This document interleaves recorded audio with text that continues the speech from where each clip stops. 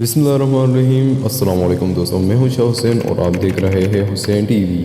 دوستو یہ ایک اور تاریخی واقعہ عرض کرتا ہے۔ 16 ہجری میں مسلمان فوجیں حضرت عبیدہ رضی اللہ تعالیٰ عنہ کی قیادت میں شام کو فتح کرتے ہوئے فلسطین تک پہنچ گئی۔ عیسائی بیت المقدس کے قلعہ بند ہو گئے اور مسلم فوجوں نے اس کو اپنے محاصرہ میں لے لیا۔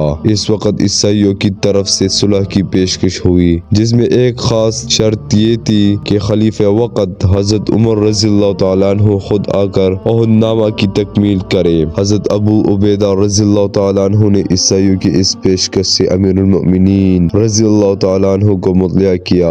حضرت عمر رضی اللہ تعالیٰ عنہ صحابہ رضی اللہ تعالیٰ عنہ کے مشورے سے فلسطین کی طرف روانہ ہوئے۔ حضرت عمر رضی اللہ تعالیٰ عنہ کے ساتھ ایک اونٹ تھا اور ایک خادم۔ جب آپ مدینہ کے باہر پہنچے تو آپ نے خادم سے کہا، ہم دو ہیں اور سواری ایک ہے۔ اگر میں سواری پر بیٹھوں اور تم پیدل چلو تو میں تمہارے اوپر ظلم کروں گا، اور اگر تم سواری پر بیٹھو اور میں پیدل چلوں تو تم میرے اوپر ظلم کرو گے۔ اگر ہم دونوں اکٹھے سوار ہو جائے تو ہم جانور کی پیٹھ توڑ لیں گے، اس لیے ہم کو چاہیے کہ ہم راستہ کی 3 باریاں مقرر کر لیں۔ چنانچہ سفر اس طرح طے ہوا کہ ایک بار حضرت عمر فاروق رضی اللہ تعالیٰ عنہ بیٹھتے اور خادم اونٹ کی نکیل پکڑ کر چلتا، پھر خادم بیٹھتا اور آپ اونٹ کی نکیل پکڑ کر چلتے۔ اس کے بعد کچھ دور تک اونٹ کی چلتا اور دونوں اس کے ساتھ پیدل چل رہے تھے۔ اس طرح سارا سفر طے ہوتا رہا۔ اس سفر میں یہ واقعہ پیش آیا کہ آپ جب اسلامی لشکر سے ملے تو ان لوگوں نے دیکھا کہ آپ ایک تہبند بندھے ہوئے ہیں اور آپ کے کرتے پر پیوند لگے ہوئے ہیں۔ حضرت ابو عبیدہ رضی اللہ تعالیٰ عنہ نے عرض کیا، اے امیر المؤمنین، آپ کو عیسائیوں کے فوجی افسروں اور بڑے مذہبی عہدیداروں سے ملاقات کرنی ہے۔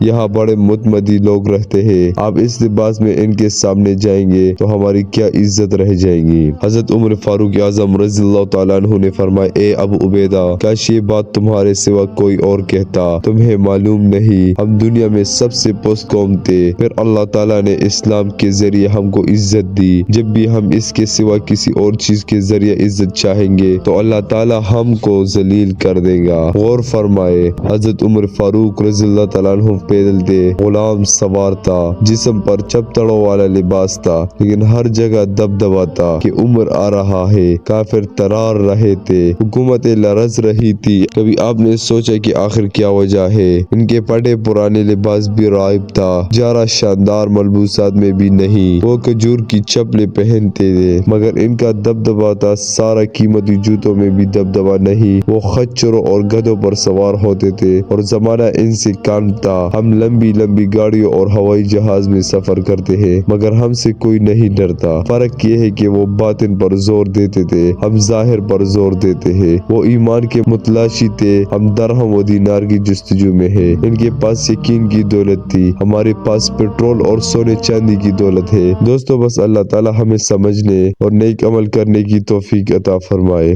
آمین۔